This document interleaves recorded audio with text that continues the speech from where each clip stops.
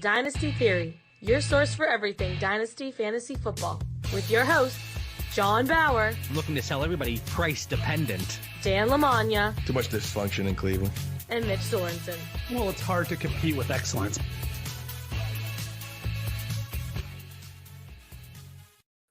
All right, welcome back to another live episode of Dynasty Theory, a proud member of the Ross Tucker Football Podcast Network. I'm your host, John Bauer. You can find me on Twitter at The Bauer Club. And of course, I am joined by the man, the myth, the legend, Dan Lamagna. That's at FF Coach Dan on Twitter. What's going on, Dan? You're too kind there, buddy. You're too kind. But, buddy, doing good tonight. Ready to rock and roll. Another great guest, and always great to see you guys. So let's do it. I don't know what Mitch is doing over there, but he's moving all around. But of course, we are joined by Mitch Sorensen. That's at DynoMC on Twitter. What's up, Mitch? What's going on? I had to close my vent because my kid goes to sleep shortly, and there's probably some screaming that's going to happen. So if I close the vent, it'll help out a little bit. That's all right. I have a light that's about to go out above me. So if you guys see a strobe light, it's just a light that's about to go out here. So how was your weekend? What were you guys doing?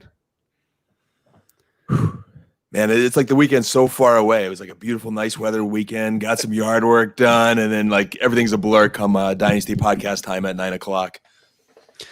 I didn't do nothing. That's one of my last weekends to where I don't have to pack again and do all that stuff. So I just kind of hung out with the kids and just watched TV.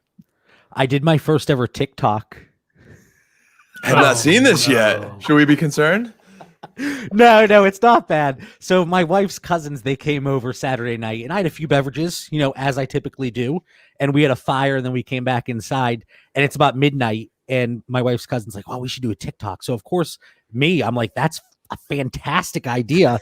And it was like, you do it to a song. It's horrendous, but it's out there. So if anybody follows, gonna have to look for that. Yeah, John does the most fun things when he has a few beverages in him, doesn't he, Mitch? Like we always get a good story. I did not injure myself this weekend, though, so that's a plus. That's good. That's the best time to send him trades, too. When he's being really quiet on GroupMe, he's drinking or doing something on Saturday night. So that's when you try to slip in a couple trades, and sometimes they get accepted. Best advice to our listeners there tonight. Right there. Best tip of the night. Yep. So we do have a fantastic guest joining us tonight. He'll be joining us here in a few minutes. But before we get there, we would love to introduce a new sponsor to the show and just a little clip that I put together because we figured that Dan would not be ready to do the live read on it. So none other than our sponsor, Manscaped. Guys, we have another great show for you today. But you know what else is great? Manscaped, who is the best in men's below-the-belt grooming. Manscaped offers precision-engineered tools for your family jewels. I know it's a little uncomfortable and kind of awkward to talk about, but let's be honest. We have all had close calls when doing a little manscaping. The only cuts we want to happen are the players being cut from our dynasty rosters. Luckily, all that danger, it's a thing of the past. And that's exactly why Manscaped has redesigned the electric trimmer and just released the Lawnmower 3.0. It's perfectly engineered, long battery life up to 90 minutes, water resistant. It has an LED light, and it's also super quiet. Of course, Manscaped is known for the below-the-belt grooming, but it doesn't stop there. Use it for a haircut or just to clean up that unruly chest hair. Guys, make your significant other happy and keep things nice and clean down there. Get 20% off plus free shipping by using code Theory20 at manscaped.com. Again, that's code Theory20 for 20% off and free shipping at manscaped.com. So seriously, all of those features are awesome, but I let my wife listen to this earlier today, and she goes, "Why does it have to be charged for 90 minutes? Like, you would like to think you're, a little more kept than having to trim for 90 minutes. It is called the lawnmower. That first trim could be rough for people. Hey, 90 minutes. I mean, we're busy here at Dynasty Theory, so we could just, put it on the shelf. We don't need to charge it for a while. We're going to get, plenty of uses there. Oh, I think I overestimated here having our guest join at 9:10. So we have 6 minutes here, but we talked about Scott Fishbowl previously. Have you guys done any mocks? I am in the middle of one. There was no clock on it until the 10th round. And I didn't know this because I didn't check my email this morning. You know how we were saying how crazy Mondays are? So it's against everything I believe in, but I got so busy today. I'm thinking there's no clock. I'm going to check it. It's a while before I pick because everybody was taking a while. And I had a 4-hour clock. It expired. I checked it like 4 hours and 30 minutes. I was going solid through 10 rounds. I got stuck with Golden Tate in the 11th round. I would never take Golden Tate in the 11th round. And hopefully it's okay, I guess. But now I'm waiting for my pick here at 11:06. Sorry, 10th round. I got Golden Tate. My apologies. Well, like Mitch and I always say, like mocks, they're very good for certain things, but luckily you have no money invested. It's not the actual Scott Fishbowl. So Golden Tate in the 10th round of a mock really isn't going to hurt you too much, in the grand scheme of life. No, and I was really enjoying the draft up to that point. I got the 2 quarterbacks, 3 running backs. I have Deshaun Watson and Jimmy GQ there, quarterback. Derrick Henry, my boy James Conner, our boy Chris Carson there, Bauer. Of course, I got Amari Cooper, DJ Moore. It was a nice team forming there. Hunter Henry, Hollywood Brown. It was coming together nice. Out of the 6th spot. That's what I love about the Scott Fishbowl. You have 1,200 teams, and every single division has a life of its own and a completely different entity. Mitch, last year we were talking, obviously Dan, we were talking too, but there were so many people. It's like, okay, where did your quarterbacks go? And we had the group chats with, I was the 4th, or I was 106 or whatever I was. So we had a group chat with all the 106s, and it's like, okay, this is where my QB6 went. It's like, whoa, mine was 3 rounds later, and situations like that. So, Mitch, what are you doing to prepare? Have you done any mocks, or are you going to kind of hang low here? Because I did a ton of mocks last year. It didn't help me. I actually haven't done any, only because I don't know my draft slot yet. If I knew what that was, and then I would jump in a whole bunch of mocks, so I kind of understand how the boards are falling and that sort of thing. But right now I have I could pick 12th or 1st, and that would just change everything you do going into the draft. So I'm just waiting until I see that. Then I'll try to jump in as many as I can. So again, it's the tight end premium format. Are you guys going to be targeting a tight end early? Because I did last year, and Mitch, you and I talked right before we jumped on the air today. I kind of made a spreadsheet. I'll make a spreadsheet for everything, whether it's a dynasty draft coming up, whether it's a grocery list, okay, the 101 in the grocery store. I got to get the salad mix first. But, well, looking at me, I'm definitely getting the cookies or donuts first. I'm not getting the salad mix. Let's be honest. But, you look at the format, the scoring format, and you look to see how it gets adjusted. So in a typical PPR league, this is where the guys, finished. But once you adjust it for the scoring, okay, Kelsey, Kittle, they were top of the list for 2018 scoring. So when 2019 came around, obviously you adjust your rankings there for the Scott Fishbowl. But we noticed a lot of the tight ends, it was kind of closer than we expected. And the Kelseys and the Kittles, they didn't give you the advantage. So in Scott Fishbowl, a lot of my redraft leagues going tight end early, it really killed me. So Dan, are you looking at tight end early in that, or are you just going to maybe look for, you're not going to get your boy Mark Andrews, who we're going to talk about later tonight. You're not going to get him at a discount this year. Yeah, if it falls to me right in the 2nd round, I wouldn't mind one of the big 3, but outside of that, I'm not going to neglect it certainly, but 1.5 per tight end versus 2.0 last year, to me, that's a big difference. I think I heard you, Mitch, in one of our chats say something about 1.5 doesn't always move you as much. Mm-hmm. But there is an additional point for first down, I believe.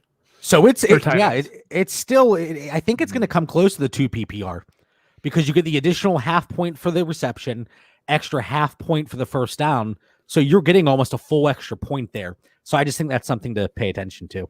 But now the receivers are getting that point for the first down as well, right? I mean, we want guys. They're getting the point. They're getting the 0.5. While we figure out the Scott Fishbowl format and all of that stuff, we have another Scott, and he's joining us tonight. So he is the host of the Dynasty and Chill podcast, none other than Scott Connor, and that's Charles Chill FFB on Twitter. What's going on, Scott? What's up, fellas? Glad to be here. Looking forward to it. What's going on, man? You joined us for the live draft show special, and for some reason you still wanted to come back on and talk some strategies, talk some dynasty with us even after that. But, first of all, why is your handle on Twitter Charles Chill? Oh, man, it's a long story, but I've had the nickname since I was in high school, actually middle school, and just my middle name's Charles, so that's where that comes from. And then everyone just always said Charles Chill because I was so laid back and chilled out, and it just stuck. And I've just rang with it because it's a nickname. I probably should have changed it a while ago to something more fantasy related, but hey, it's been there for like 5 years, so I might as well stick with it, right? It definitely fits. Yeah, all the guests we've had, John, I always feel a little more relaxed when Scott's on the show or if I'm listening to his podcast. He lives by that nickname. So well represented there, Scott. Yeah, thanks. I don't think anybody has ever said that I'm chill. Would you guys describe me as chill? Probably not. Nope. Not even close. Maybe a little high strung, maybe a little wired. But guys, let's get right into it. And Scott, I asked that because every time I go to tag you in something on Twitter, or, whenever you and I are going at it, oh, well, if you are in 50 leagues, talk to this guy. And you and I always kind of make jokes about that. But I always want to do at Scott. And I'm like, nope, he does the Charles Chill. I know. It throws me off. It's just a little inconvenient, but we'll let you keep it. Don't worry. Hey, John, one question for Scott before we get into the goods here of fantasy football. Just like our draft show, I saw him drafting. I think you were in the same setting in the garage. Now, what's the story there? Does the missus kick you out for the podcast and you're in the garage? Or is that just the, chill garage? There's probably like a Ford Mustang behind you or something. What's the story there? No, there's actually a squat rack and a bench press, and it got a lot of use during the COVID-19 shutdown because that's really the only options that I had with all the gyms shut down. But no, I move around. Sometimes I'll podcast from our second bedroom, or I actually have a work from home station upstairs, like in a loft where I have an office. So I don't know, just a little more privacy out here. Just can kind of scream and yell, and it doesn't, rile up any of the animals or anything like that. So just have it. But honestly, it's nice and cool. There's been some times already this year where I'm sitting out here and I'm an hour into a podcast and it's 85, 90 degrees and I'm sweating. And it's the same in the summer. I mean, it's the same in the winter. I think John was on the show in January. And there were some days where I started chattering during the show and I got to actually gather myself so I can get through the show. But yeah, weather dependent, I think this is a nice place. So that's why. Really no science behind it. Whenever I was on your show, Scott, Dynasty and Chill, it was in January, and we were still at our old house, and I was locked in my bedroom, and the vent does not work there. So even though it was January, I was sweating my butt off. And it's always funny because when I would do video, I think you could see the sweat dripping off, but now we moved. I'm in the basement, so it's a little bit cooler. But let's get right into it, guys. And what I typically like to do, we have a guest on, especially a guest that we trust, just like you, Scott. I kind of want to know what you want to talk about. So obviously Dynasty Theory, we're going to focus on Dynasty, but there were a lot of topics that Scott brought up that, I really had sometimes it's like, okay, maybe we'll tweak it here. I sent it back to Scott. I was like, love it. So first up, let's talk about some of the QB landmines. So Scott, you threw a tweet out there later last week now, and it was Dynasty quarterback ADP from 3 years ago. Andrew Luck, Jameis Winston, Carr, Mariota, Newton, Dalton, Taylor, Bortles, Trubisky, all going as top 24 quarterbacks. That's not looking too good, especially if you did a startup right around that time. So, Scott, what kind of prompted you to throw that out there? What, were you diving into some things for whether it's an article or for your podcast? I just was thinking one day that's the problem with Dynasty is that it's on your brain 24/7. At least for me, it is. There's always something as close as we follow the news and on Twitter all the time. It's it's hard to get away from. I don't know about you guys, but there's something that comes to my mind 10 times a day, and I'm like, I got to write that down. Got to make sure I hit on it next episode, or make sure I do a little more research on it to see if it's actually a topic I want to cover. So I don't even remember where this came from. I think it came from. I had listened to Evan Silva's podcast, and he was talking about how Jimmy Garoppolo was one of his sleepers for MVP, and it was I think 80-1 odds. And I'm sitting there going, you know what? Yeah, I could find a narrative where Jimmy Garoppolo ends up well outperforming his current ADP or his current value. I think he's quarterback 20 at this point. So it kind of just stemmed from there. And I'm looking at, I don't know about you guys, but I have some teams that have Josh Allen on them or Sam Darnold on them, and I'm sitting there going, are they really as secure as the Dynasty community wants you to make them think? Josh Allen, quarterback 8, you could write a story where 2 years from now he's in Trubisky's shoes, where you're going, I don't know if that guy's going to get another job elsewhere, because you're kind of fearful that if Buffalo gives up on him, is there somebody else that potentially sees the same value that Buffalo does in him. So that's one of those guys I've been looking to pivot off of. But yeah, that's where it came from. Not really anything more than that than just brainstorming quarterbacks. I like that a lot. And, you brought up Josh Allen. He's somebody that I acquired so many shares of going into his rookie year, whether it was a startup or a rookie draft. He was slipping because obviously he didn't have the high profile that these other quarterbacks had. But based on the price and everything, I always say it's price dependent. I was picking up shares left and right. But this offseason, just like you said, Scott, Josh Allen, quarterback 7, 8, that's too early for me. And I can't pull the trigger there. So Josh Allen, obviously, he's a guy that you might be a little worried about. Dan, what are your thoughts? Because I don't know in any of the leagues that we're in together, you have Josh Allen. So you kind of might be out on him altogether. No, you just sniped him in all those leagues. I can't get him because you won't trade him. But I do have a couple of shares of Josh Allen. And looking at the show notes tonight, this maybe took a little deeper look at my rankings, made me think about Josh Allen a little bit harder, because Josh Allen is one of those guys, JB, that I do like as having my number 2. We talked in the past episode. I like kind of anchoring my super flex formats with a Dak, with a Deshaun Watson, Mahomes. And then my second quarterback is often a Josh Allen, a Jimmy Garoppolo, Drew Lock in a couple of leagues now. But with Josh Allen, I think I'm with Scott, and I'm still buying. I'm still believing. I think I'm going to – because I think you said in your notes, Scott, about kind of hedging your bets there a little bit, like you might still stay with him if I understood you correctly. I think it was the Buffalo Bills coaching staff. They says, hey, where we go next year, it's on Josh Allen. And that took me back to my Cowboys a few years back. I got to coach at a camp up in Kutztown University with Jason Garrett's brothers. So, the Homer Cowboy fan I am, talking to him like, hey, what's the team going to be like this year? What's your thoughts? And their exact words are, it's all on Tony Romo. Like, I think they were he was at that same point where Josh Allen in his career, where he's flashed. He's a hardworking guy. They like him, but he wasn't there yet. And, Josh Allen flashed. We like him in fantasy. We watch him scramble and do some good things, but he had a little meltdown in that last playoff game. Some bad decision-making, took a key sack. But there's a lot of potential there. So I think they believe in him, and I'm going to go with the Tony Romo path there and stick with them and say it's all on Josh Allen, but I think hopefully he comes through while I'm holding my breath. Mitch, who's a quarterback that's on your list that you think could – I have a feeling I know who you're going to say, and I did not see any of your notes, but who's a quarterback 3 years from now could pretty much have no value? I mean, it could be a quarterback next year who has no value, but everyone's going to know who it is. It's Drew Lock.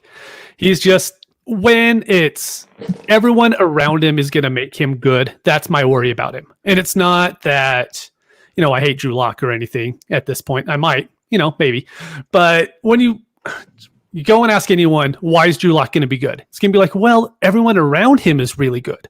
It's never, well, Drew Lock does this well, he does this well, he does that well. It always goes back to everybody else is really good around him.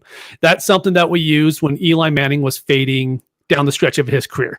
We're saying, oh, they have Saquon now. He has these wide receivers he has Odell Beckham, and end up Eli wasn't any good then. And I don't see why we should promote a quarterback just because of who his skill position pieces are.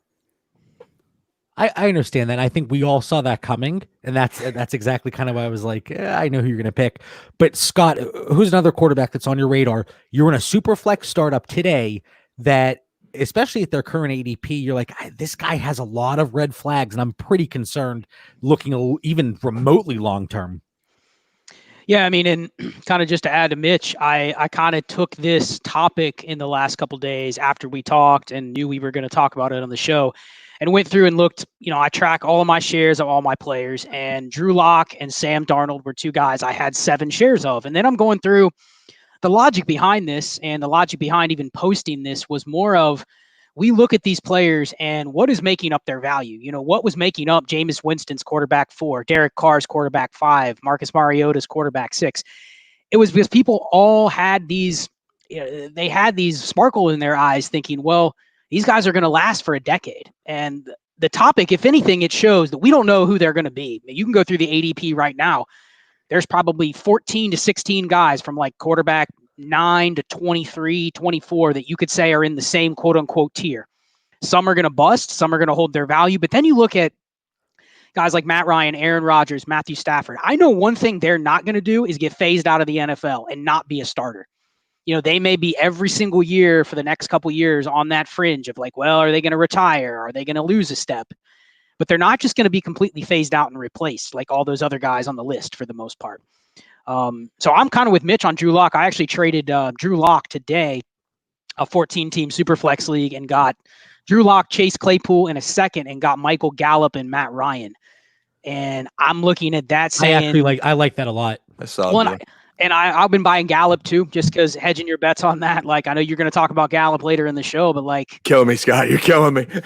well, here's the thing. I mean, I'm not even going to go down this road because this is another whole topic. But I look at Dallas and I'm like, what do I love about Dallas? They don't use a lot of. Scott, please don't bring up Dallas. Okay. No Dallas. No Dallas. No. I'm just kidding. Please talk about them. No. I'll go back to the quarterbacks, but I'm looking there going, I only had 2 shares of Matt Ryan, and I had 7 Sam Darnolds and 7 Drew Locks. So I know based on the ADP, I can probably make those pivots without having to pay a whole lot. And it just happened to be that I could do it by throwing in a player I didn't like that I just drafted because of value with Claypool. So that, to me, I think Darnold's the other one that I'm maybe a little worried about. I do think he's young enough that he may get a second shot somewhere, but I don't know if anybody's confident in his situation going to get any better in the next year or two. Then he's going to have to be hoping for another team that gives him a chance. So, could he be another Jameis Winston where he hits a reset button and misses a year? I don't know. But I'd say Darnold and Locke are the two on my radar right now, aside from Josh Allen. Those 3, I'm cool with only having, 5-10% shares of. Scott, what do you think? Well, first of all, I love the idea of pivoting, especially dynasty players like you and myself, and even Mitch to an extent. He's catching up. Hopefully his wife's not listening to this, but his wife's a saint, John. A great lady. To deal with Mitch, she has to be. But yeah, Scott, you and I, we have the luxury of kind of, I don't want to say taking gambles, but diversifying our portfolio. Whereas if you're in 1 or 2 dynasty leagues, you kind of have to really focus on, I don't want to say being right because we're focusing on the same thing, but you can't have 7 shares of this quarterback, 7 of this, 6, 5, whatever the case may be. But I love the idea because I've done the same thing. And I might say, just for example, Matt Ryan, for me, he's a big time buy at his current price, but I don't want to completely, even though I think I'm over 30% for Matt Ryan. So that even might be a terrible example here, but I think diversifying your portfolio a little bit, especially if you're taking part in so many leagues, is a good idea because, if you have an Andrew Luck type player where out of nowhere, I took him in a 14-team Superflex league 2 or 3 weeks before he retired in the first round. So that set me back just a little bit. Yeah. So looking at the other guys in the top 12, I think it's safe to say Mahomes, Lamar Jackson, Kyler Murray, Dak, Watson, Russ, they should be okay. No, I don't think there's any.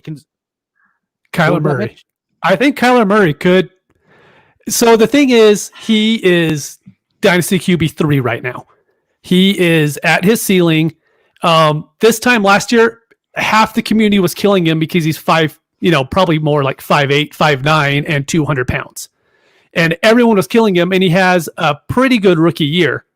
And now everyone's calling him the quarterback 3 because I honestly don't know why he's as high as he is, except for they got Hopkins, so somehow that makes Murray this like savant. I just don't see. That's exactly what happened with Baker last year, right? That's exactly what happened with Baker. And Baker shot up the draft boards. Scott, I think you gave a thumbs up over there. Do you see Kyler Murray? I think he has at least a little bit of insulated value. I think we at least see him play out his rookie deal. So I think he's okay for at least 3 years, but could he drop below quarterback 3? I'd be shocked if he's quarterback 3 this time next year. So do you think there's maybe an in-between 0 value and just, where he is now, or do you think he completely bottoms out? I don't think that's what Mitch is saying here, but. Well, I don't think he has necessarily the risk of bottoming out because, again, he's a rookie. He's a first-round pick. He has a 5th-year option. So barring that the offense doesn't go completely south, my biggest fear with Kyler would be the team does go south in the next 2 years and that system doesn't work. Does he translate? Is there another team willing to give him the same chance in a different offense? So is he translatable to have a 15-year career if he bounces around different coaches, different systems? I don't know. But I do think he has a security with his draft capital. It's not like he was bad last year. But I do think that if you're in a position where you're in multiple leagues and maybe you have too many Kyler Murray shares, I think there's a chance that I agree with Mitch, and I agree with you too, John. I don't see his value going higher than quarterback 3. And a pivot I was just thinking about this morning was, can I trade Kyler Murray for Russell Wilson plus? Because I think Russell Wilson, as stable as he has been, he's hung around like that quarterback 5 to quarterback 8 range for like 4 seasons now. But I do think that there's a non-zero chance that Russ has at least 1 or 2, like, just don't give a crap seasons left in him at some point where they're going to let him get unleashed. I don't know if they're going to continue with this for the rest of his career. So I could see, say that happens this year. Let's say you guys would agree their running back room is somewhat volatile, right? With injury-prone guys and not really sure what it's going to look like. What if that kind of goes south on them and they do have to throw it 570 times or something like that? What does that look like? So, I think there's a chance you could pivot off of Kyler for certainly Dak Prescott or Russell Wilson if you can get something on top of it. But, at Dak and Kyler right now, I don't think you're pivoting one way or the other. I think you're probably going to have a tough time selling that. But so Russell Wilson, I think Russell Wilson or maybe Joe Burrow would maybe be the pivots there, because Burrow, whether you like Burrow or not, he's going to start for 5 years. And he does have some upside on the ground. So I think there's some safety in those guys. Russell Wilson is not going to fade out of the league. He's going to play as long as he wants, most likely. So, any concern? I'll throw this out to you, Dan. Any concern with a player like Daniel Jones? I'm clearly high on him. I know, Mitch, you've talked him up as well. He's currently going, according to even just Fantasy Pros rankings, they have him at quarterback 13. Is there any concern, especially with your boy the Clapper going there as the offensive coordinator, Dan? Is there a concern with him? Some concern with the Giants, but in that tier of quarterbacks, he wasn't one of the guys I highlighted. Is there some concern? Of course, there's some concern. He hasn't proven himself completely yet, but the guy can run. He's got a lot of weapons around him. As much as I'm through with the Clapper, he is decent with quarterbacks. That offense has some potential. Guys around him that I'd be more concerned about, JB, would be Baker Mayfield and Jared Goff.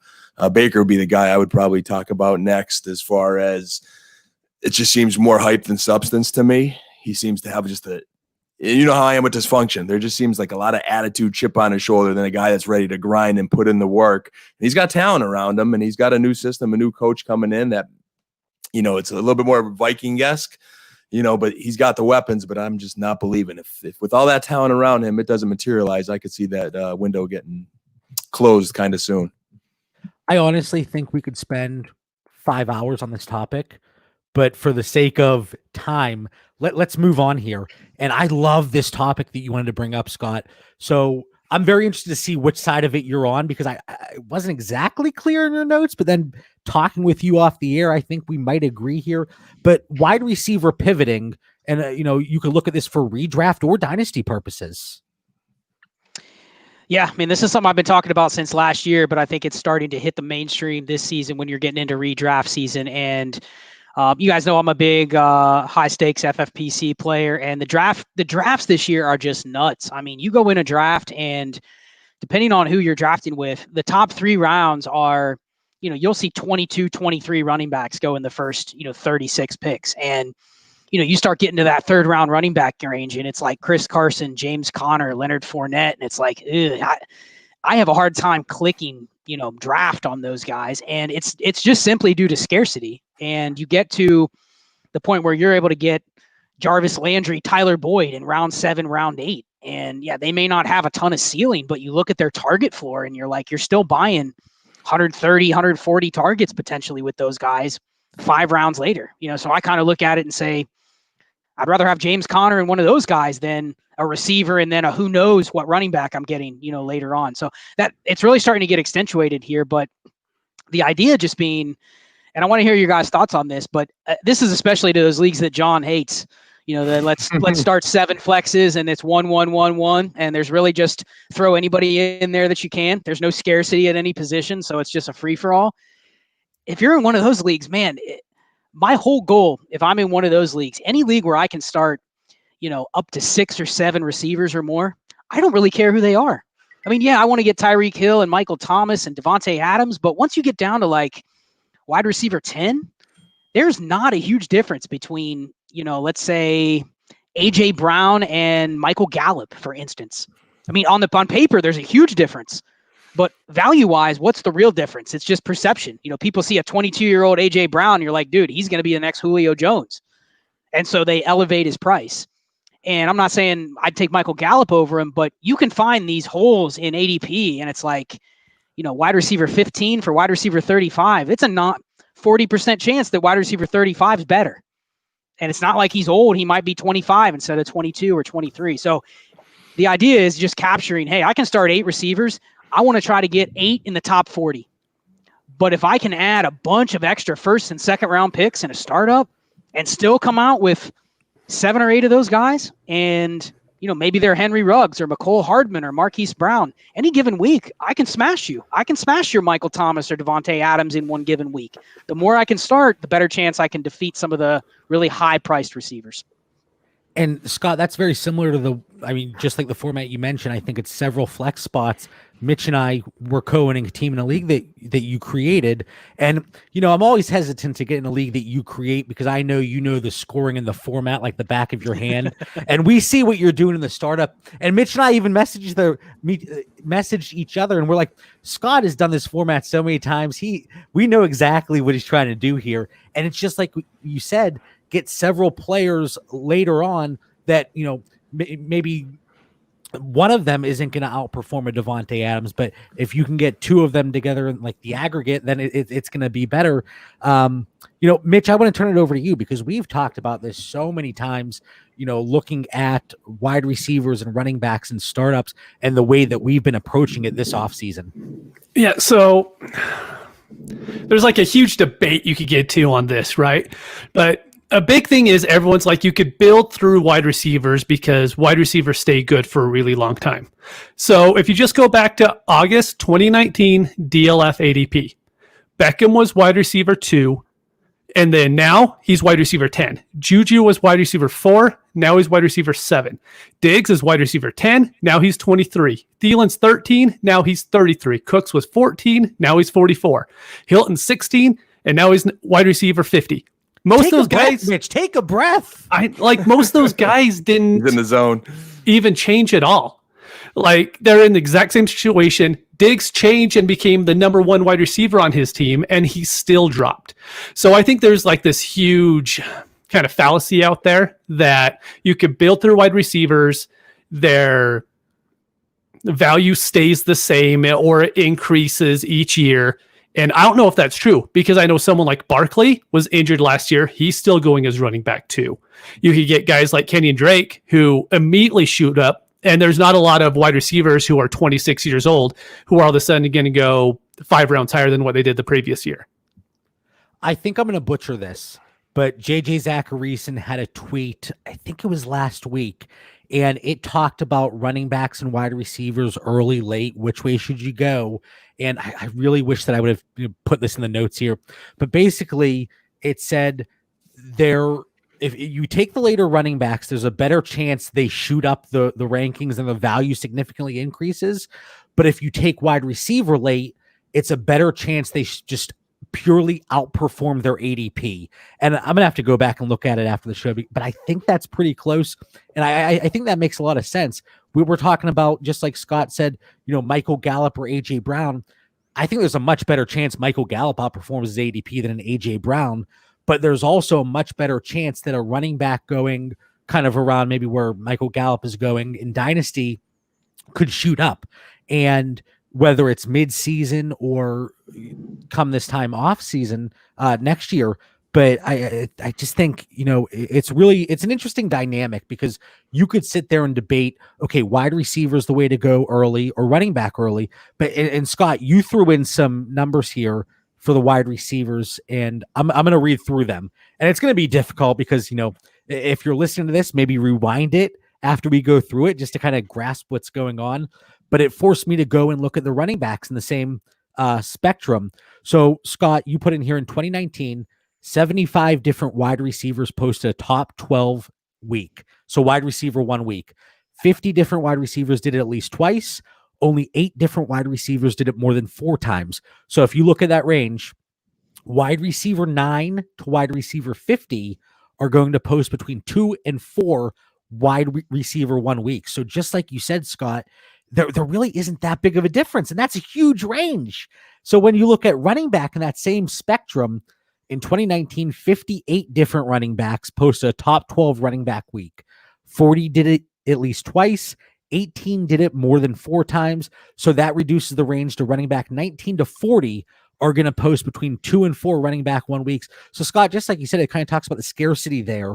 And while that range is still pretty broad, I know I'm not comfortable going in with running back 32 and running back 35, for example, as my top 2 running backs, thinking, oh yeah, they have just as good a chance as running back 19 to hit this threshold. So again, the guests that we have on the show, I always tout our show as having the best guests, bar none. And just like this information you're bringing, we didn't even think about it. So because you brought in this wide receiver information, I literally was sitting there today. Hopefully none of my colleagues at work are listening, but I was like, okay, I have to go through all the running backs. And so Scott, I really appreciate this information because I think it is valuable. Well, and here's the thing, and we get caught up in all off season. We listen to people talk about draft picks, and we hear people talk about, this player is a hit based on these analytics. If you're really into analytics, you'll often hear the quoted hit rate, right, on a wide receiver. And I look at this and say, typically when they say hit rate, it's a top 24 season, right? But does a top 24 season really matter at this point? Is it any different than a wide receiver 15 season or a wide receiver 27 season looking at this data? So you may have players that never hit that top 24 season, but if their dynasty value is consistently, wide receiver 45 or wide receiver 50, they're hitting their ADP. And if you have big enough rosters, big enough starting lineups, like we said, it doesn't matter because the threshold that you're capturing every single week is more than enough to include them in your starting lineup. It's totally different. Like FFPC, you only start 2 receivers and it's tight end premium and you start 2 flexes. So if you build a team like this, you're all of a sudden ending up with 7 wide receiver 3s and 4s. And every single week you're having to pick 2 or 3. And that's a terrible life to live because half the time the one that goes off is the one on your bench. And then you chase those points the next week and it's one of the others that you sat on your bench. So you can get in trouble when you're looking at settings that are totally different. So, it goes back to the old consistency or not consistency. To me, consistency is irrelevant when you're talking about deep leagues. But shallow leagues, yeah, certainly. I want my 3 receivers to be 150 targets each. I'll pay up for them because I know what I'm getting. I'll let everyone else worry about, hey, I'm determining which 110 or 120 target guy to start every single week. So it just matters depending on your league. But wouldn't you say most of our leagues are at least start up to 5-6 receivers? Most probably the listeners of this show are probably in leagues where it's a little deeper than what we're normally thinking. And I love those deeper leagues because the way, especially Mitch and I, we build our teams, we try to accumulate depth. And I know you do the same thing, Scott. And, you're forced to be able to get those multiple picks when you're trading down in drafts. But also, it does make the start-sit decision much easier because if you have 6 of those wide receivers or 4 of those running backs, but you can only start 2 of them, I know, especially in my home redraft league, and everybody rips on me, oh, you have a podcast, JB, and you're coming in 7th place. I'm like, guys, just leave me alone. My mom has won that league more times than I have in the last 5 years. So that's my opinions on redraft. But, so I think it is important to know your settings, just like you said. And Dan, one of the things that Scott just mentioned is consistency. I don't think that's really on your radar when building teams because, one of the players that Scott put on our list is Amari Cooper. Hey, Amari Cooper, the best is ahead, all right? But I do like consistency, JB, but you like those guys that could break out and be smash players. I love the statistics that Scott shared, and I'm definitely loving the receivers. Looking at my rankings right now, there's some guys in my 3rd, 4th, 5th tier wide receivers that I just love and I think could break out and have good seasons. And the only part maybe I disagree a little bit with Scott is he hurt my heart a little bit, and I know I'm a little biased on Uncle Lenny, but Uncle Lenny, Carson, and I think it was James Conner you mentioned, Scott. Yeah. They're like the 3 guys in my tier 2 running backs that I would click and be confident in. I'm a little biased on Uncle Lenny, but those 3 I definitely still like. So click, go for them, Scott. Have some conviction. I'm encouraging you. Hey, I can respect that. Actually, I've been warming up to James Conner. I got to get him in a couple redrafts leagues just because he's one of those guys in Dynasty that zero. There's been a zero in that category for at least 2+ years. So, we'll see where it goes. But John, I wanted to ask you about Amari Cooper and Jamison Crowder, because that was one of my points. Was we are terrible at classifying receivers as boomer bust or consistent, and those are two names that stand out. I mean, everyone says Amari Cooper's boomer bust, right? And when you hear Jamison Crowder, you're like, oh, he has a good PPR floor. He's going to get a lot of targets, but he's not going to really ever give you any, spike weeks. You know what I mean? And, last year, Jamison Crowder was basically all boomer bust. He had 6 top 24 weeks. He had 4 top 12 weeks, and then nothing. Every other week was outside the top 36. And I mean, maybe that had to do with Sam Darnold. Maybe it had to do with the offense, but still, like, we misclassify players all the time. And Amari Cooper was one of the most consistent receivers last year. He had 10 top 36 weeks and 8 top 24 weeks. So you say he's boomer bust, but I look at it and say, man, I'm getting a top 24 week 8 times.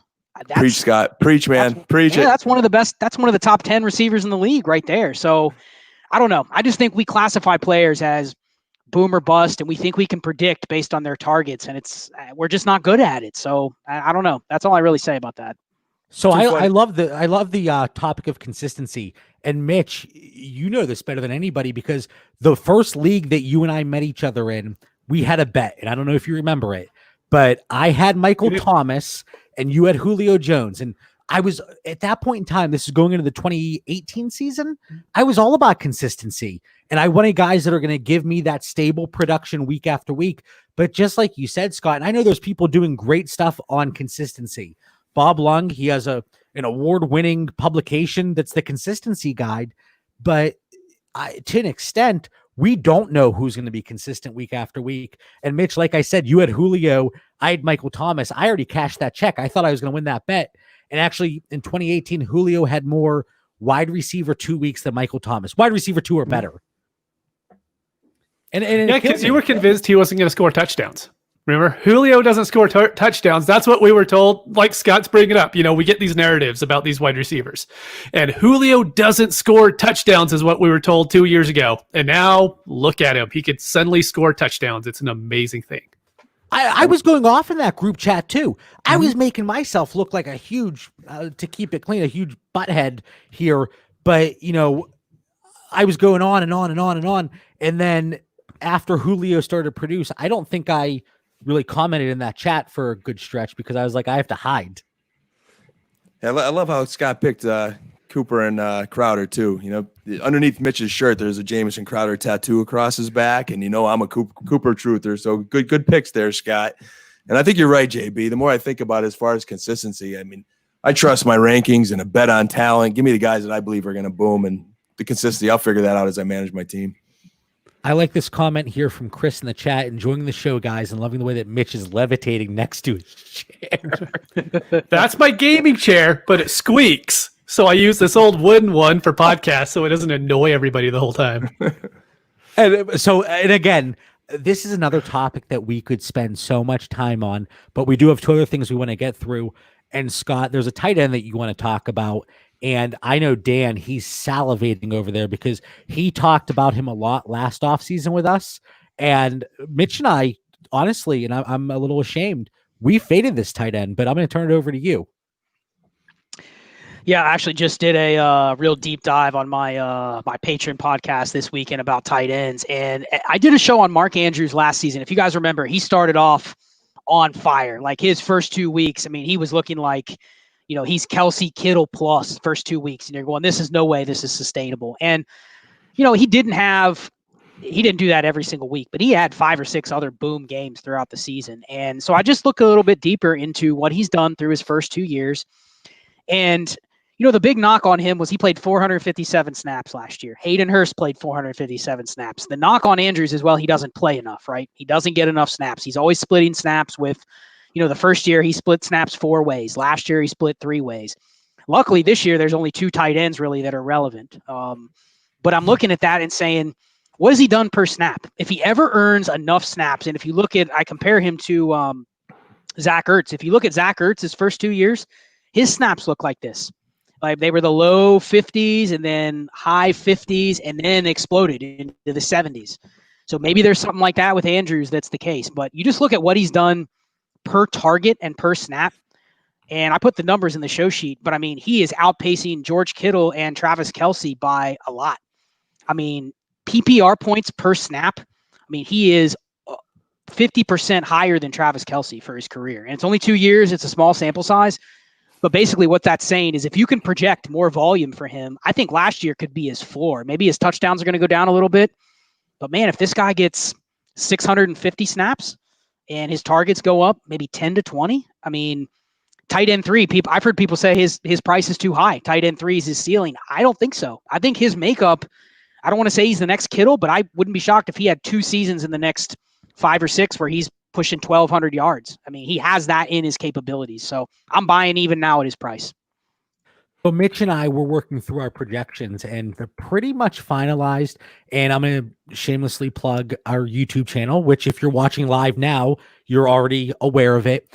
But subscribe to the YouTube channel, Dynasty Theory, if you're listening on the podcast feed. And we're giving away our projections for free. It's our first time going through actual projections. But Mitch, I would say combined 50 hours, 60 hours, 70 hours, somewhere like. Well, we're over 100. Maybe more. My wife, at least. My wife, she's at the point now that if I'm on my laptop, it doesn't matter what time it is. She goes, "Are you working on those stupid projections?" And today I kind of set her off a little bit because of how much time I've put in. You know, the whole news with Major League Baseball, maybe there won't be a season. And I looked at her and said, "Hun, if there's no 2020 season, these projections are worthless." She looked at me like I might have to keep an eye open when I sleep tonight because we have spent so much time on these projections. But right now, looking at it, we have 105 targets, 68 receptions. We have him slated as the tight end 3 this year behind Kelce and Kittle. Could he outperform that? Absolutely. But looking at our projected total passing attempts, the way we think that offense is going to look, that's where we have him. And there's actually quite a little buffer between him and tight end 4. I love it. As a coach, you surround yourself with better, good people. And then for fantasy football, part of my strategy is surrounding myself with guys like the 3 of you that are smarter than me, that are doing all this work with projections. And I love Scott's show notes on Mark Andrews because what I love doing is watching the game film. I love watching tons of football. And in watching him last year, he is a tough SOB. Let me tell you, he's getting open, catching balls, scoring, and he was hurt. I mean, he was playing hurt last year, and like he was in that full capacity, and he was still producing in fantasy football. So I just could see him this year being even healthier. Hurst is out of the picture. I think Lamar is going to continue to get better. Like I'm drinking the Baltimore Raven Kool-Aid the way they're building that offense and that team. You had Dobbins in the backfield there. Even more pressure comes off with it. I think it even improved running game. I love what Mark Andrews could do. So spot on to all 3 is between your projections. Scott, the numbers you shared. Andrew's right there in the top 3, and you just cemented him for me. I don't think Lamar is going to get better because last year was just absolutely insane. But again, looking at our projections, we actually have him above Mahomes again here as the quarterback 1. And I know you can go back and say there hasn't been a quarterback that's produced the quarterback 1 numbers in multiple years. But I think that it's going to be Lamar Jackson. And Mitch, I think you kind of persuaded me, when we were going through, because it's tough. You look at a lot of different resources like Fantasy Pros, for example, you have everybody's projections and they kind of send out the averages. We did this as a team and it was kind of tough talking about different players. Mark Andrews, you kind of pushed me in this direction. And for once, I don't want to toot your horn too much, but I think you were right. Yeah, I think barring injury, his floor, like Scott said, is tight end 3. Like, I don't see him dropping under that because the problem is there's 2 really, really, really good tight ends in the league right now with Kelce and Kittle. And then there's kind of everybody else underneath them. And Andrews, if he's not on that same scale as Kittle and Kelce, he's right next to it. I mean, he is the next guy up. And the one thing with tight ends that if you go back and look at it, the really good ones are good year in and year out. We love to talk up like, hey, who are we on last year, John? The Steelers tight end. What was Vance. his name? Yeah, Vance. We talked at Vance. We're like, oh, look at all these targets that are open. He's going to go in there and smash. Why would you bring that bad memory up? Because it's what we do with tight ends every year. It was Burton the year before. It was Ebron before that. I mean, this happens every year to where we talk up these tight ends that end up going between 5 and 10, and they just end up tanking. If you could go out and you could get Kelsey, Kittle, or Andrews this year, I think you do that every time because you put them in your lineup for 16 games. Well, 13 for fantasy, and then you're fine with it and you move forward and you never have to worry about your lineup moving forward. I think you're spot on, Mitch. Wait, real quick, Dan. I have a great zinger here, and I have to throw it out. Mitch, you're exactly right. You have to worry about it for 13 weeks because typically you don't go beyond that. But Dan, over to you. I'm going to say, sorry, Mitch. No, Mitch is spot on, and I think I did hear Scott say somewhere in the beginning of his analysis, there's 3 relevant tight ends this year. Because I think after these 3 guys go, you're coming back to the position because there's just way too much more talent on your draft boards. And the last thought, JB, just when I mentioned Lamar Jackson being better, I probably should clarify. Maybe not fantasy football better. I mean, I don't know how many more points he could score, but I think NFL talent better. Like there is more progression for him as a quarterback. And I think the beneficiaries are going to be Mark Andrews and Hollywood Brown. I agree with that. And Scott, before we move on to your last topic here, I'm going to put you on the spot. So every once in a while we stray away from the show notes, but I think we can agree in whatever order you want. It's Kittle, Kelsey, Andrews. Who would you creep in there as your tight end 4, 5, and 6, let's say? And let's look at it just for 2020. So like I said, really throwing you on the spot here. Oh man. Yeah. That's difficult because I think I'm with Mitch that this is the range where I'm almost punting. I will take Zach Ertz for the immediate production in a startup if he's there. But I mean, we're talking at least 2 rounds after Mark Andrews in a startup draft. I think if I had to pivot, I would probably be looking for somebody that I think could have a big value spike. I have 0 shares of this player, and people have asked me, why do you have 0 shares? And it's just because it's been a headache to own. But I probably would say Evan Ingram up there just because if he stays healthy for a season, I could see him creeping up into that 110 target range, and that's going to put him up in this same potential range based on what he's done throughout his career. That the most interesting thing with tight ends, and you guys mentioned it, is, looking at some of these data, I went through for the last 15 years and tracked tight ends per snap, per target, all that stuff. And some really interesting names. I mean, 2 names stand out. They're the same age. They've been in the league for the same amount of time. But when I tell you these 2 names, they grade out almost the same. But one you probably would really want to buy in Dynasty, and the other one you'd say, I can probably get him on every waiver wire. So the first one's Gerald Everett. That guy, when he gets snaps and when he gets targeted, he's one of the top 10 tight ends in the league. You just need him to move somewhere where he gets the targets and gets the snaps. So if an NFL team sees it, boom. I think he's a great buy right now at tight end 32, I think, in ADP. But the other one, this guy just blew me away. One of the top 5 in all of these metrics, Ricky Seals-Jones. Now, but you know what? Because when he gets snaps and he gets targets, he crushes. But the NFL has told us he is a 250 snap player. He is a backup. He is not going to ever get to a point where a team trusts him 500, 600 snaps. So you can't extrapolate that data and say, well, hey, if he ever gets, 600 snaps, this guy's going to be a tight end 1. He's never going to get that. So I think with Andrews, he's a type 1 diabetic. We might not know something about how much he can play. What if he never hits the 55, 60% snap range? What if Baltimore sees him as a 50% at most? I think his efficiency can still be as good, but does he have this elite ceiling? So we'll see. If he's in the 45, 50% range again this year, I may have to pump my brakes on him just a little bit in terms of his ceiling, because I don't know if he ever gets to that 80+% like Kelsey. Ricky Seals-Jones it's a great name to drop because especially during the offseason, Scott, you're very active on Twitter. So are Mitch and Dan and myself, but this is the time of year. I call it the player profiler time of year because that's the trump card. You throw those, they have all the measurables, they have the bars. So if you're ever going to debate on Twitter and somebody drops that, they act like it's a mic drop, like boom, that just happened. And Ricky Seals-Jones, he is athletic. And there were some off the field issues. And, like you said, Scott, maybe 250 when it comes to snaps is a ceiling, but it's an interesting name. And you mentioned Gerald Everett. The name I wanted to hear from you, even though I love Evan Ingram, love him, I wanted you to say Tyler Higbee. Oh, yeah, no. 1 share, and I just took him at a startup just to hedge my bets. But no, not on Higbee at all. That's No? interesting you say that because we're complete opposite on that side. We have him right here. And this is Mitch. It's kind of a give and take in certain situations. But Mitch, why don't you tell our friend Scott here where we have Tyler Higbee right now? We might have him at tight end 4. Might. Ooh, that's But hot. it's really, but like we were saying earlier, is after the top 3, there is 6 different guys I could put at tight end 4 and be okay with it. I could have Ingram, I could have Ertz, I could have Gronkowski. Probably is a lot of people's tight end 4 at this point. But And I can tell you he's not our tight end 4. He's not even close. But Higbee's just the guy. If you're right on him and you have lots of shares, it'll pay off. But a lot of these tight end shares will end up never paying off. And so that's just kind of a put your money on a guy sort of thing. And if it's really good, then awesome.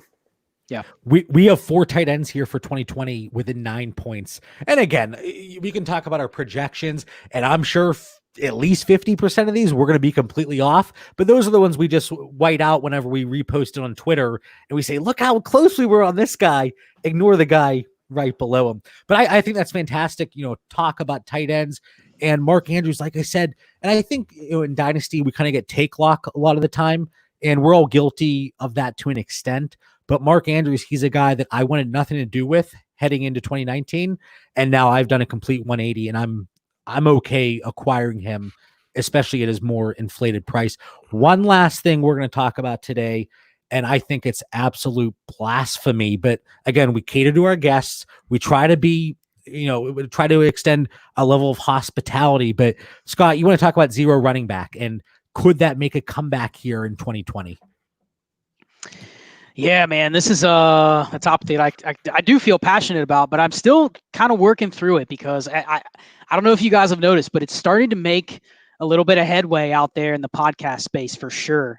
People talking about zero running back over the next month, basically refuting a lot of what we talked about last year with the receiver numbers, that it was a fluke, that not a lot of the zero running back hits popped last year. And so if you went zero running back and you faded, those first couple round running backs, the teams that, had Michael Gallup and DJ Chark and Terry McLaurin and AJ Brown, they pulled these guys out in the double digit rounds of, redrafts, but also, Dynasty, you didn't expect these guys that were going to give you wide receiver 2, wide receiver 3 seasons.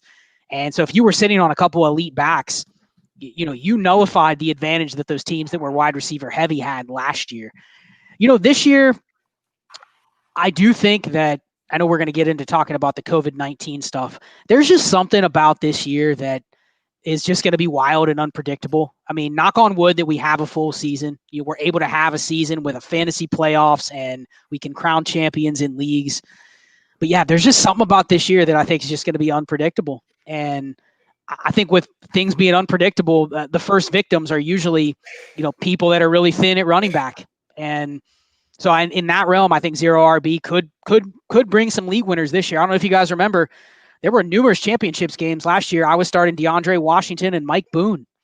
And I think Mike Boone put up like a 2 spot and DeAndre Washington put up a 20 spot. So it worked both ways. But yeah, I mean, I think the zero running back in Dynasty, especially with deeper rosters, I think it could be a thing this year. And I think I'm not giving it enough credit. Dan, you hear a zero running back, and it's like in The Wizard of Oz. You're like the Wicked Witch of the West, and you shrivel up under the house. Your skin just crawls whenever you hear zero running back. Yeah, it gets me nervous there. Not enough balance. We had a good guest in Joe Pisapia, and we were talking about, finding edges. So my hair would be standing up there if I had zero running backs. But I do know what Scott's saying. I mean, it's a good contrarian take. When I look at tiers of receivers where I think guys could blow up, I don't see that at running back. And we've talked about how unique that running back dynamic is this year. There's just so many timeshares and there's so many question marks. So I could see it, but Scott, your last name's Connor. Get yourself James Conner. I would like to at least get 2 solid running backs that I could sleep easy on, and then, believe in our talent in drafting and find those DJ Sharks later on. So while we always talk about Dynasty, even in redraft, like we're partnering with Manscaped and they're now sponsoring the pod, it takes a big set to go zero running back.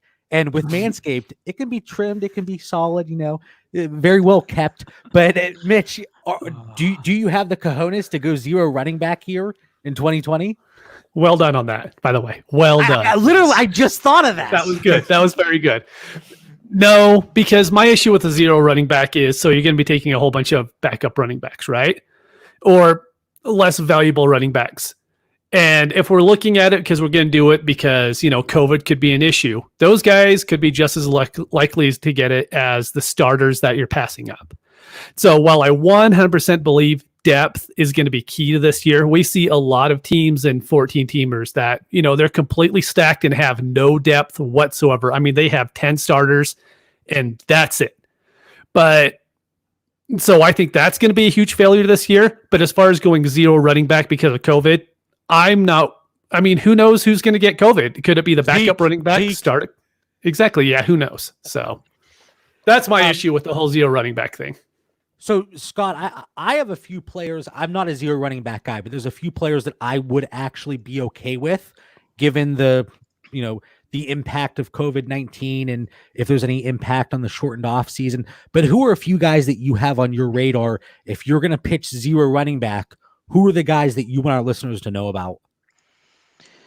Well, I do think it's important to say about what Mitch said that zero running back in Dynasty, if you literally have zero running backs and you're rostering all your running backs are outside the top 36, the odds that you're a contending team is already probably a zero.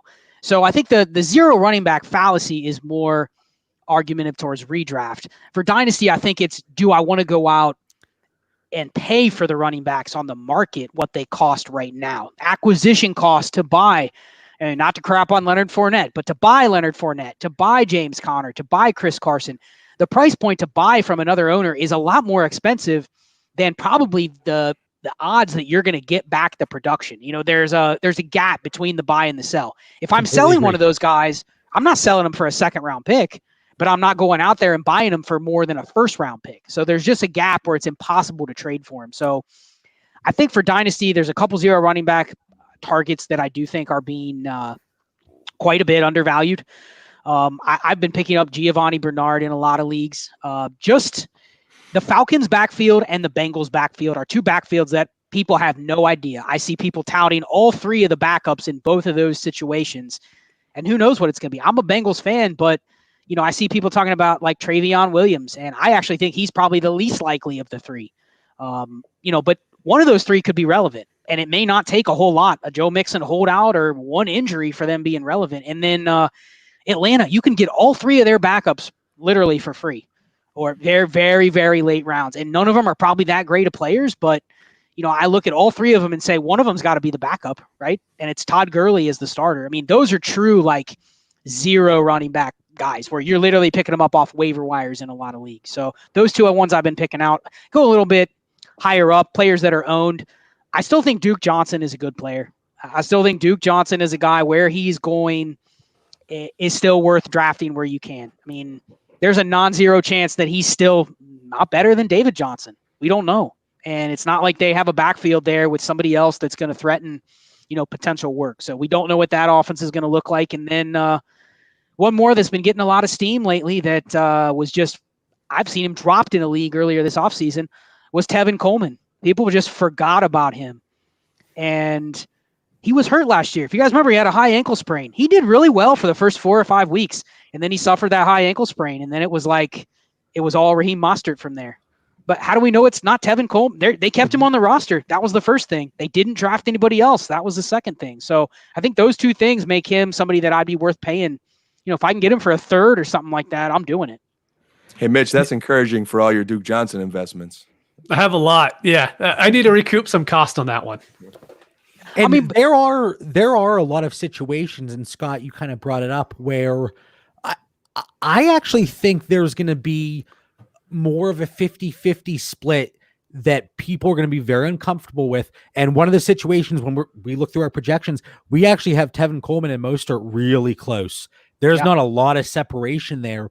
And I know Raheem Mostert is one of those guys that people touting throughout the offseason as a dynasty buy, even though he's older, doesn't have much tread on the tires, which is great. But Tevin Coleman, just like you said, Scott, I don't think he's going anywhere. More expensive, obviously, than the Falcons or the Bengals backfield, but maybe a player like Marlon Mack, he's still going to get used here in 2020. Mitch, get ready. Damian Williams still in 2020. Obviously, yeah. the price is much, much different than going into 2019.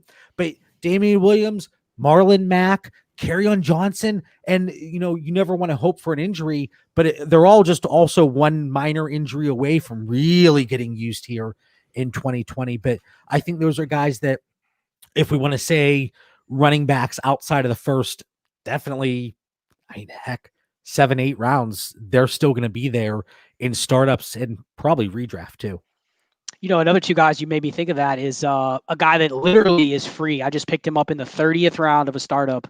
Royce Freeman is another one that's just completely dead where he is. But what if there's an injury? What if he gets traded? All of a sudden, I'm looking for an angle where maybe their value could go up. I see Royce Freeman running back 74, and you see some of the names ahead of him, like, Malcolm Brown or Dario Gabuwale, or even Mike Boone is ahead of him in the current ADP. And, I look at him and say, he just didn't fit the Denver scheme. They even said as much. He did not fit what they wanted to do the second half of last year. That's why they brought in Melvin Gordon. And then another one that's just completely getting slept on, I'll probably buy some more shares when he goes on the PUP, is Rashad Penny. There could be a 5 to 10% chance that we're looking up in like week 11 and Rashad Penny's the Seahawks starter. Can I tell you a trade that I just made? It was an offer sent to me. It was a safe league. So, tight ends, they get the 2 PPR in a lot of those leagues. Somebody offered me Rashad Penny for Thaddeus Moss. Smash that. Accept. Wow. And I said it to Mitch. I was like bragging about it. It's like, yeah, it's Rashad Penny, but it was Thaddeus Moss. He might not even be on a roster. Yeah. I think those two are good ones to pick up just because they've been left out. We see all these rookies that impacted situations this year. And I did a show 2 weeks ago with Shane Manila. We talked about this. We're forgetting about all these guys. I know you're a big Keyshawn Vaughn guy, but we're forgetting about Kerryon Johnson, Ronald Jones, Marlon Mack. These next 2 running back classes coming in don't look to be all that strong. And we've thrown a lot of these running backs off the cliff already. A guy like Kerryon Johnson, people have just thrown him off the cliff. And it's like, what if he can have a second life somewhere else? The dude is still 22 years old. So, we've kind of moved on from these guys, even James Conner, Chris Carson. We're just assuming they're going to be done after this year or next year. And what if they're not? What if we're wrong? So I may go out and buy some of those guys, and I'm about as far from wanting to buy running backs as anybody you'll ever have on this show. Dan, you heard it from somebody else other than me. Royce Freeman. Dirt cheap. If he gets moved to another team, there is possible life after Denver. I'm not sure I'm drinking the Royce Freeman Kool-Aid, but I do appreciate the deep dive. It is a puzzle that everyone here has to figure out to be successful in the fantasy football landscape. How is it all going to play out? It's going to be interesting to watch. Scott, you made my job very easy. I asked you, what do you want to talk about tonight? You sent me these 4 topics. I shot it over to Mitch and Dan. I said, Scott laid it out for me. So whenever you want to come back on, you let me know, because it allowed me to relax a little bit and not have to put in the preparation for the show notes. But thank you so much for coming on. Plug what you're working on, where to find you on social media. Again, as if our listeners don't already know. Yeah, I appreciate you guys having me on. It was a blast. I love your show. I've been listening since the very beginning. I think I started tuning in episode 3 and then went back and listened to the first 2. So I'm a loyal listener myself. You guys do great work. And I know you've come a long way since you started. So kudos to you guys for building where you have, coming to where you've come from. Great job on that. You can find me on Twitter at Charles Chill FFB, write at Dynasty League Football, host of Dynasty and Chill. Just launched a Patreon last weekend. We've got almost 20 people in there. I'm starting to kind of change the course of my show to be more of just a chill session with guests. It's just basically going to be chill sessions with guests that I have on, and we just talk Dynasty. And a lot of the deep dive into statistics, like I did with the Mark Andrews and some of the stuff on the show sheet, is going to be more behind the Patreon wall. And then I do host another show for all the Dynasty people that want to try redraft. You've probably already played redraft before, but I'm really big into playing FFPC. We host a weekly FFPC show called Chasing the Helmet. We do live drafts, and we'll be bringing live content this year from the main events in Vegas in September. So if you're interested in FFPC, check that out as well. Appreciate you guys having me. Absolutely. And if you are not following Scott on Twitter, if you're not listening to the show, I highly suggest you do. It's going to help you, whether it's redraft, dynasty. It's going to help you tremendously. And Scott, I told you, you didn't know this initially, but Mitch and I, you are one of our mortal enemies, because when we started this show as Super Flexology, we wanted the show to be Super Flex and Chill. And Mitch said, you started your show right before us. And Mitch said, "Oh, John, I love the name, but there's a Dynasty and Chill." And I was like, who the heck is this guy? I'm never going to talk to him. This is a name we wanted. But I think we kind of mended our differences here. But you're always a pleasure to bring on the show. So thank you for joining us, Scott. Mitch, any final thoughts for the listeners? Final thoughts, just going to be really listen to Chasing the Helmet. It's an awesome show. If you're huge into Dynasty, I mean, I play 98% Dynasty with a little bit of DFS mixed in, but listening to what the high stakes redraft leagues do right now is hugely helpful for Dynasty. It's awesome to know the values going in. If they're really high on guys, there's a reason to why they're higher on guys than what I am. And going into next year, I listen to that show every single week, and it's huge to help me, moving forward. So I definitely recommend that podcast. And even though it is redraft, we always talk about it. The short-term implications and outcomes have a huge impact on dynasty value. So I couldn't agree more. Dan, final thoughts for the Cowboys fan over there. Man, Scott, that JB likes you if he's letting you talk redraft, because he's as loyal dynasty as they come. And we knew this was going to be fun tonight. You didn't let us down, Scott. It was a great show. Great talking to you as always. And like Mitch said, listeners, there's certain people in the fantasy industry that you want to keep track of, whether it's on Twitter or their podcast, and Scott's one of them. So thanks tonight, Scott. Yeah, guys, thanks for having me on. Great time. Absolutely. And Dan, you couldn't have said it better. Like I said, if you're not following Scott, if you're not listening to his multiple podcasts, he said he went back 15 years in tight end data. Man, get a life. Come on. But anyway, as always, we want to thank everybody for tuning in. Find us on Twitter and Instagram at Dynasty Theory FF. Be safe, be kind to each other. Have a great night.